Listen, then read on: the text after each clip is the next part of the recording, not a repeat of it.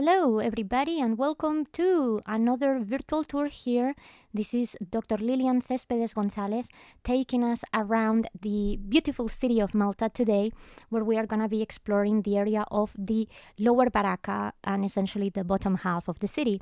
And this is actually where we are right now in the lower Baraka. This is the twin garden with the upper Baraka, which are actually the old barracks, by the way. You may have seen the upper Baraka in one of our other tours here in YouTube or perhaps even in one of our Zoom sessions. But it's literally the area that I'm pointing at right now with the camera. Well, this area is incredibly breathtaking, definitely one of the biggest highlights of Valletta in Malta. And I would like to give you a little bit of context about what you're going to be seeing in this area and, of course, the history of the city through and through. Well, you see, the area that we are looking into right now also goes to what we call the area of the Grand Harbour of Malta. It is an incredibly big area of sea. It's actually one of the reasons why Valletta, specifically and Malta overall, have been crucial and very strategic locations in Europe throughout, hundreds and hundreds of years. And currently is one of the reasons why many cruise ships come over to this area, as well as pleasure ships, etc., etc. Right in front of us, as I am turning the camera now towards the left, we have the area of three cities. But this is the area that contains the districts of Bormla, Senglea, and of course Birgu, where one of the forts is, and we will be talking more about that in a few moments. Well, the area of Malta and Valletta across to the area of three cities has been inhabited for hundreds of years. There has been occupation in here at least since the Neolithic, we reckon, and most likely before. Malta is actually a country full of archaeological sites that prove that there was, ancient people living here because of the wonderful ability that the country had to, create good arable land, but also for many years it was an area that attracted a lot of people because of the sea, fishing, and due to astrological effects, so to speak. Well, we are now here walking through the area of Lower Baraka in the gardens, and we are just approaching the monument to Sir Alexander Ball. It's this building that you see here in neoclassical style, dating from 1810, and Alexander Ball was actually the first civil commissioner of Malta. What does this mean? Well, he was a British admiral sent over to Malta in 1798 to help the Maltese against the French blockade. The French had actually come here during the time of Napoleon to essentially mess around with, British, assets in the Mediterranean, so to speak. And, that's essentially what happens. He took over and actually helped repel the French invasion. And he will actually keep the position of civil commissioner of Malta until his death in 1809. The temple itself was, by the way, based on the temple of Hephaestus in the Agora of Athens, which perhaps some of you have seen with us as well in our tour of Athens before. And as we walk here towards the back of the memorial gardens, you're going to notice a variety of other monuments. We have here, by the way, this modern statue dedicated to Aeneas, the classical hero, of course. But when we're talking of modern statue, this is literally the tail end of the 20th century. Now, why Aeneas and why any of the other monuments that we have in here? Well, you see, the majority of the area of Lower Baraka is comprised of a lot of military and heroic monuments. There's a lot of commemorative plaques in the strip of land that we're going to walk through right now. Mostly, like I said, commemorating military events from the past, from the Hungarian Revolution of 1956 to the Prague Spring, Garibaldi, and of course its 50th anniversary of the European Union. It's important for Malta to have these memorials in here for a couple of reasons. First things first, Malta, as I've probably mentioned to you guys before, is a country that will suffer a lot because of the war, and we will talk about that a bit better in a few moments when we get to the Siege Bell War Memorial. But after leaving the protection of British rule in the 70s, Malta will actually really strive to be a peaceful place. In fact, often became and has become a mediation center for many international conflicts on behalf of not just the European Union, but different institutions all across the globe, which is why the commemoration of those military events as well as uprisings and upheavals is important for them, because as a nation that has been pretty much occupied 24/7 up until literally the last 100 years, I think the Maltese kind of reached this conclusion that, well, history is not always that pleasant. Military occupation or occupation of any kind can actually lead to a lot of political and social resent, and it's important to, well, commemorate these things and make people aware of what those not necessarily dark, but more complicated moments in history are like. Well, we're just gonna go down now, like I was saying, to the Siege Bell War Memorial, which is just off the street here in the lower Baraka. And, well, while we're walking there, you're experiencing what it's like to actually just walk through an ordinary street in Malta. You're gonna see that the vast majority of buildings are very similar. They are all built of this sandy-like stone, which is the local limestone of Malta. Overall, you see the Maltese archipelago, because remember, it's actually 3 islands, Valletta, Gozo, of course, and Cosimo. It's essentially one big chunk of rock. That's the reason why the fortified area of the Baraka that we've been looking at just a moment ago is so impressive. They literally carved out the fortress from the stone that they already had there. So the majority of the buildings in the area are done with the same local material, which is very resilient and actually pretty good for the Maltese weather in any case. So that's how the majority of the island, regardless of where you are, whether it's Valletta or somewhere else, looks like. The Maltese, like many Mediterranean societies in modern times, tend to live in flats, at least in what is the cities, and you see the balconies, which are a very typical view, particularly in Valletta in this day and age, which, by the way, were the gossip corner.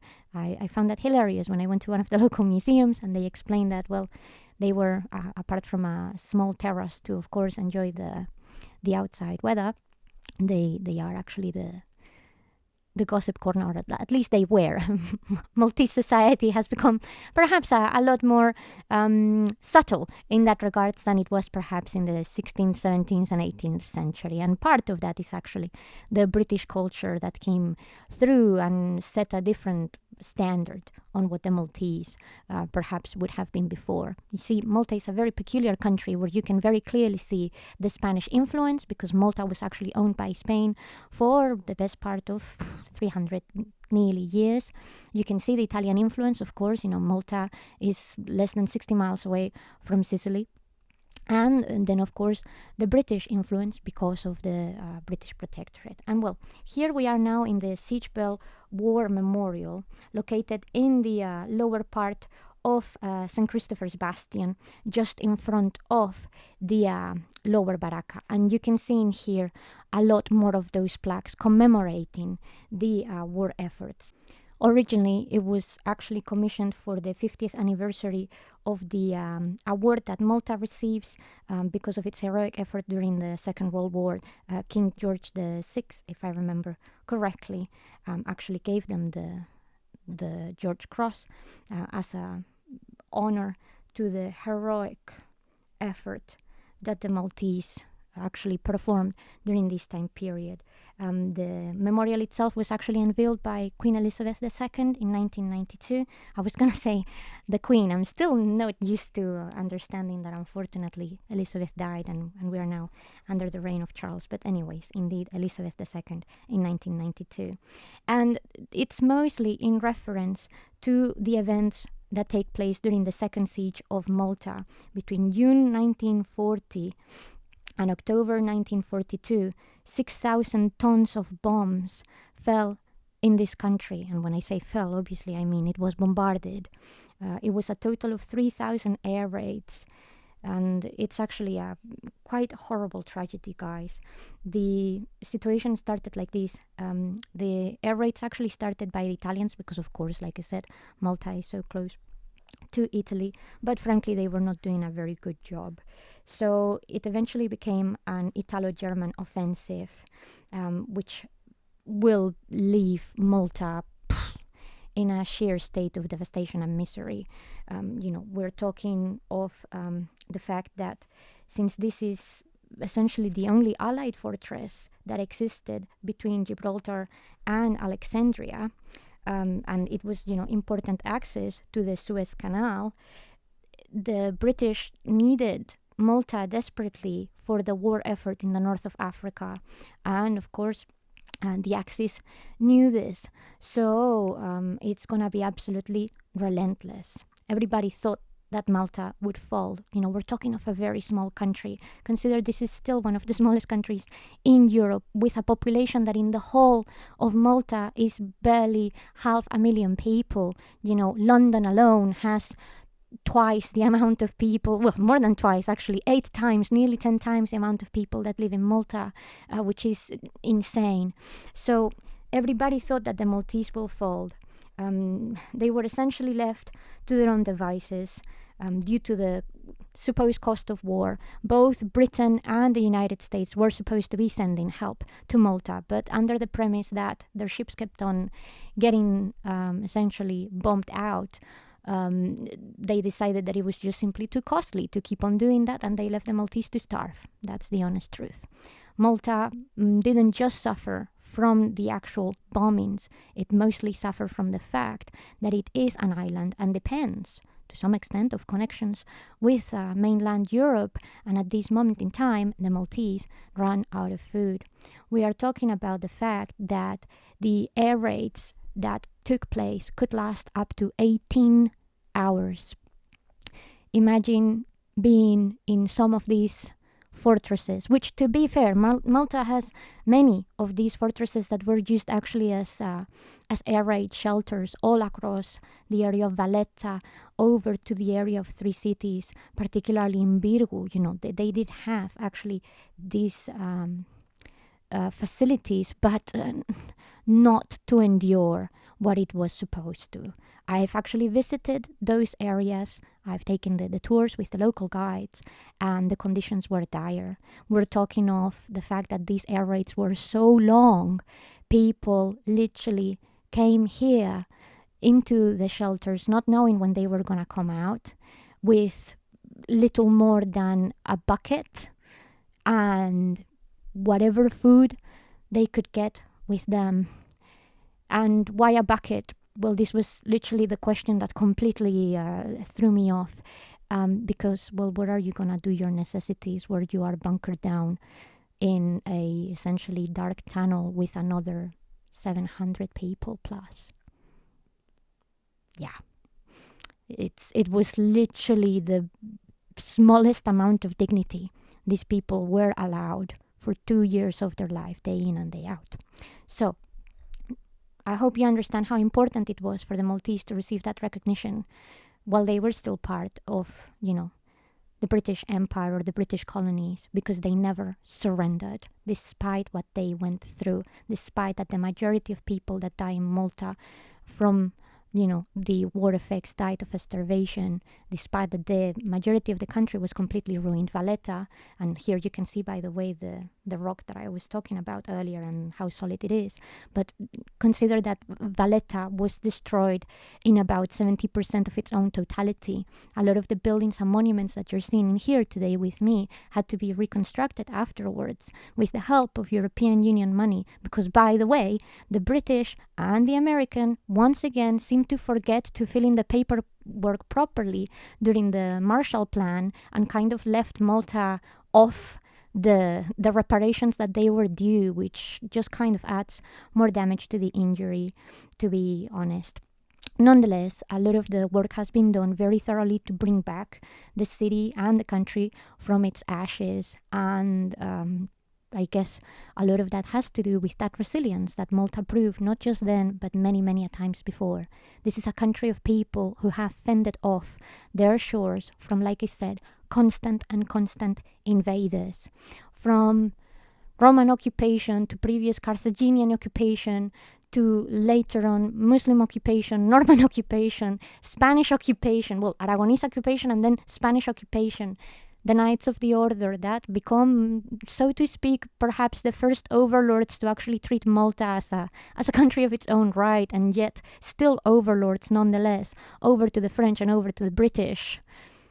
That is the gift of Malta, the beautiful spirit of resilience that awarded them that George Cross. Well, I'm getting a bit emotional, but it's very important to me to actually represent what the Maltese did, because I don't think a lot of people actually give them enough credit, and I don't think that's fair. Now, in any case, we're actually literally on the outskirts of a wonderful site here in Valletta, which is Fort St Elmo.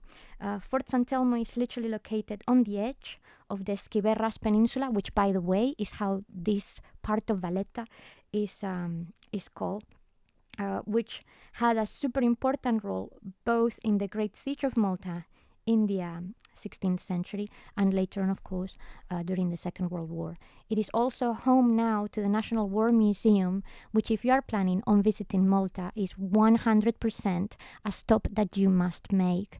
It is actually a state-of-the-art museum that utilizes the fort itself, or what remains of the fort that is still useful. It has the different areas sectioned in rooms that are very accessible, by the way. So in case that you are somebody traveling with mobility problems, or even perhaps with neurodivergences or other kind of physical or emotional, psychological disabilities, is actually very user-friendly in that regards, which really fascinated me. I was super impressed by the way that this is actually so accessible, although it's a long and big place. It's an area where you're gonna spend the best part of 2 hours to 3 hours of your life. So, come prepared, essentially. And the rooms have different displays explaining not just the Great Siege of Malta of the 16th century, which I'll talk about more in a few moments, or the war, but the constant input that Malta has had as a country, as a military nation. It is actually really well done. Besides the actual archaeological artifacts, they have an incredible amount of interactive stuff, and the information is displayed in such a way that is very easy to engage by the public. So 100% recommend. Now, we are literally now through the sort of top half of Fort St Elmo. This area, the area that I'm walking over now, not so user-friendly, but I really, really wanted to get closer to the fence so you guys could appreciate, since we are not allowed to record inside of the museum, how incredible really Fort St Elmo is. As you can see, they were doing some repairs at this moment in time. Malta, when I was recording this, which was actually in 2023, if I remember correctly. Yes, November 2023, was actually doing some upgrades to not just this museum, but many of the other museums that they have. Well, this incredible structure in front of you already existed to an extent in 1488. Like I told you, the Aragonese had actually been one of the overlords of Malta. They came here as a result of a little conflict known as the Sicilian Vespers. And what happened during the Sicilian Vespers was essentially that Sicily at that moment in time was under the control of Charles I of Anjou. They didn't necessarily like how their overlords were treating them. And, well, Malta kind of follows suit. So the Sicilians actually asked for help by the Aragonese, which were one of the biggest superpowers in terms of maritime power in the Mediterranean at that moment in time. So Peter III of Aragon gets involved. The Aragonese will destroy the Angevin troops, their galleys, and that will allow Aragon to establish naval superiority in the Mediterranean. And as such, both the area of Sicily, the bottom half of Italy, and Malta will be incorporated into Aragon and later on into Spain. So, as a result, they had invested, of course, money in infrastructure because, again, I must insist, Malta is an incredibly strategic location for that crossing, both from the area of Gibraltar all the way to essentially Turkey, and, of course, from what is the south of France and Italy down to the north of Africa. So the original fort that was in here was essentially reinforced by the time the Knights of the Order of St. John arrived to Malta. You may know the Knights of the Order instead as the Knights Hospitallers, essentially. They came to Malta because they had been kicked out of Rhodes quite rudely by the Ottoman Empire. And essentially the King of Spain, which at this moment in time was Charles I, needed help to essentially keep patrols on the Mediterranean, to keep the advance of the Ottoman Empire at bay.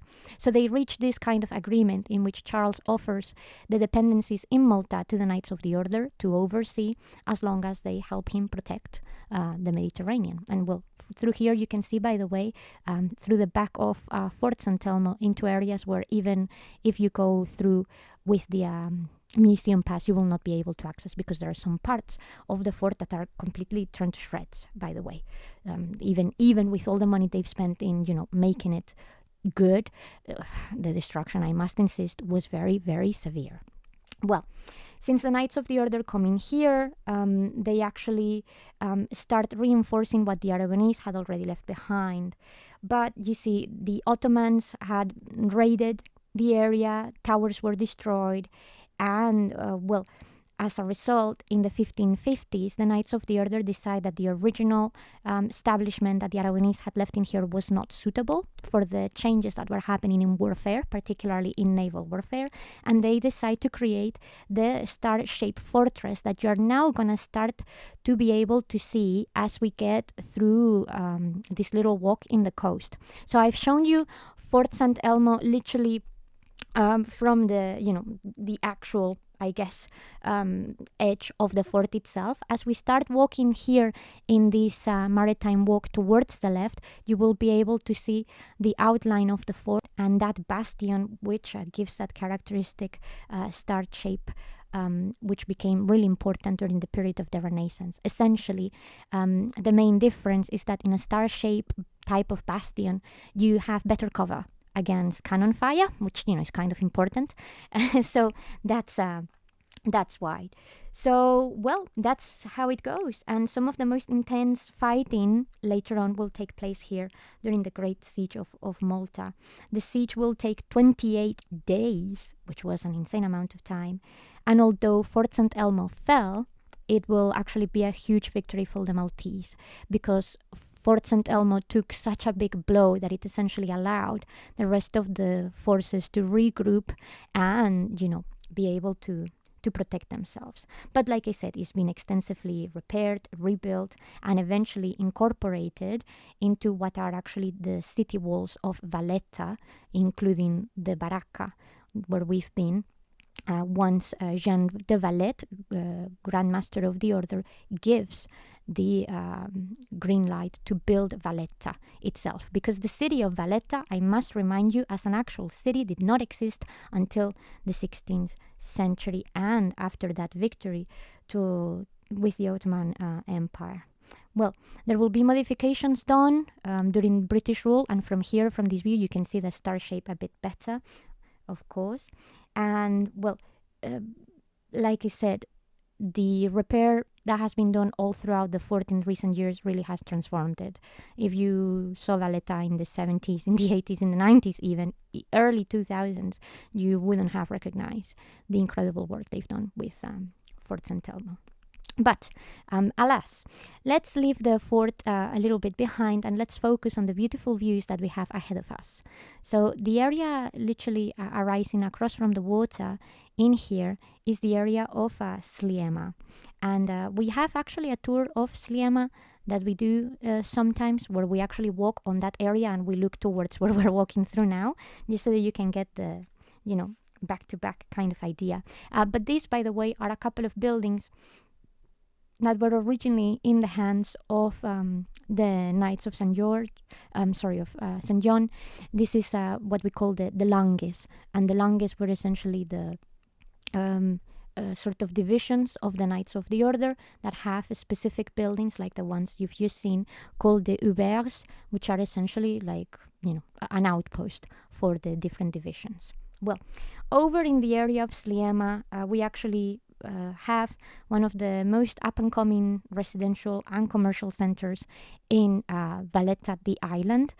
Although, again, I really must emphasize what in Malta are considered to be different towns and cities, for many people in Europe or the United States, or, well, frankly, anywhere in the world, really, they would feel more like neighborhoods of one big urban district than different, cities. I walked many times from Valletta to Sliema, and it's a walk of about 45 minutes, an hour, if you start at the very top end of the city walls. So it's a different, I guess, idea of urbanization. But Sliema, in that regards, is the more residential and commercial and definitely newer area of Valletta Island in overall terms.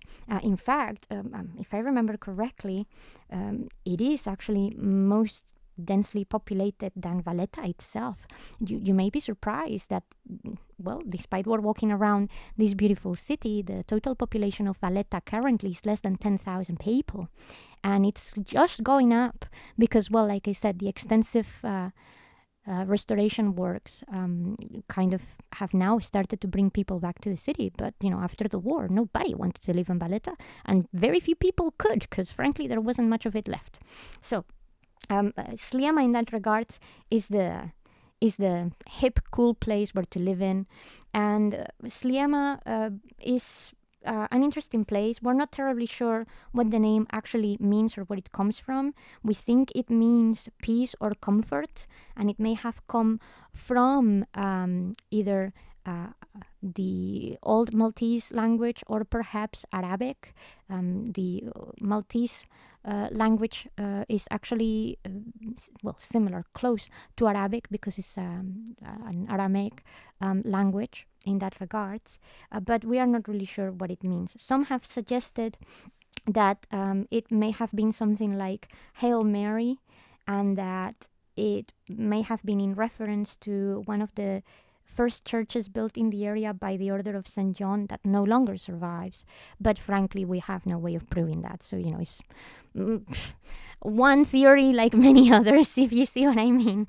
Well, the area of Sliema will actually be built, and well, this little train that you see here is the touristic train that actually gets you pretty much across most of the island of Valletta. By the way, you see it in Mdina as well, so it definitely gets around.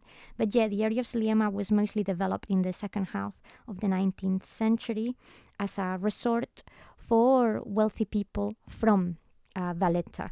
And you're probably wondering, well, they're literally just across the water from each other, and you said you can walk from one to the other in barely an hour. So what was that about? Well, Valletta was often considered very much a city for the military. That's what the majority of the people that lived in the city worked as. So this was kind of like, the weekend home where you went to be by the coast and have a nice quiet time, so to speak.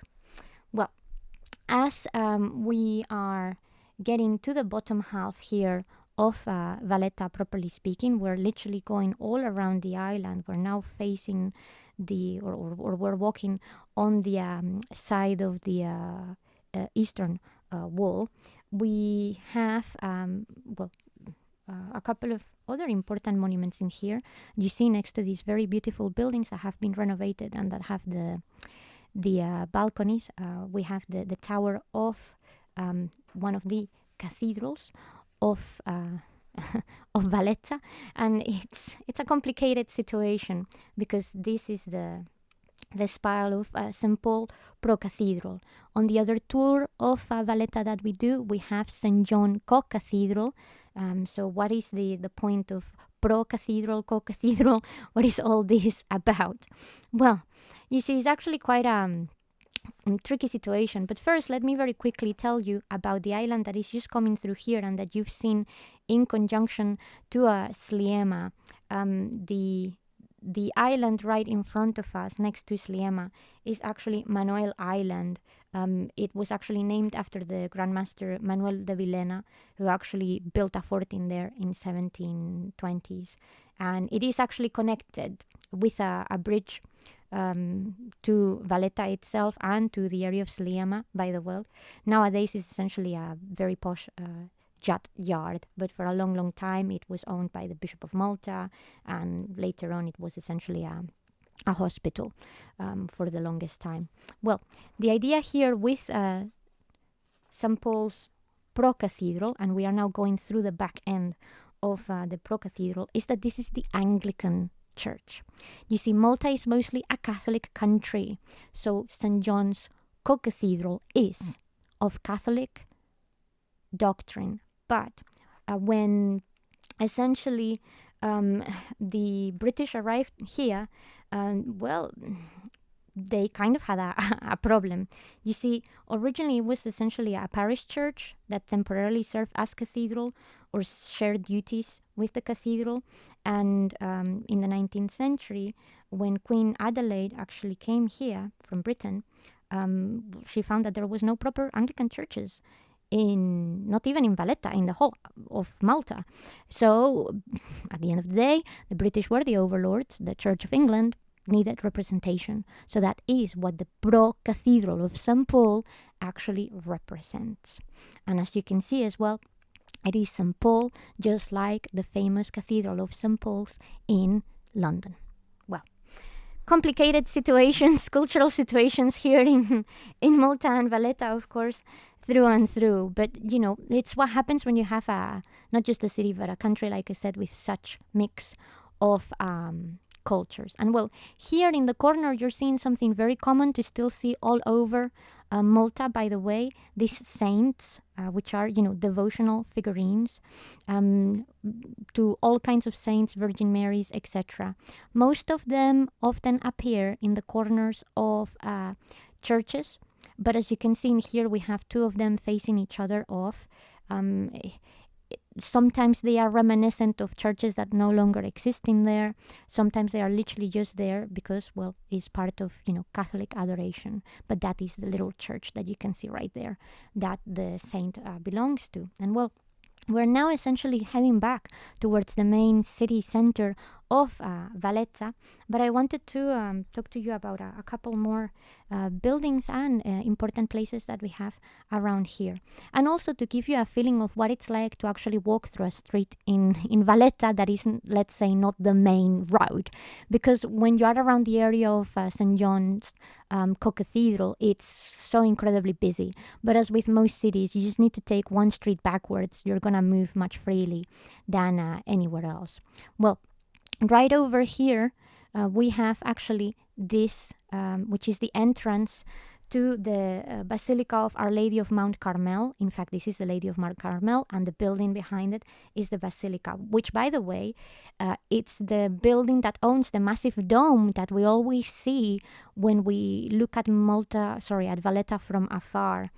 It was actually reconstructed after the war, though the church itself has been here since the 16th century. The dome itself, you can just see the base from here, is 42 meters, which, if we are to believe the stories, was actually built that way to create some kind of rivalry with the cathedral, with St. John's Co-Cathedral. And, well, the Carmelites have actually been in Valletta since the 15th century because they actually came with the Spaniards. So many of the basilicas and orders that we see in Malta have a lot of, again, correlations with Spain. And here, right in front of us, is Teatro Manuel. And this is the theater in Valletta, constructed in 1731, named after Manuel de Villena, that Grand Master that I was mentioning earlier. And by the way, is the third oldest still working theater in Europe. It has 623 seats, so it's not very big, but it's still, inspired and designed as it was back in the 18th century. When it was built, it cost 2,186 kudi of the time, so it was good money. And it's built on 3 floors, by the way. The aesthetic is overall simple in the outside, like the majority of Valletta.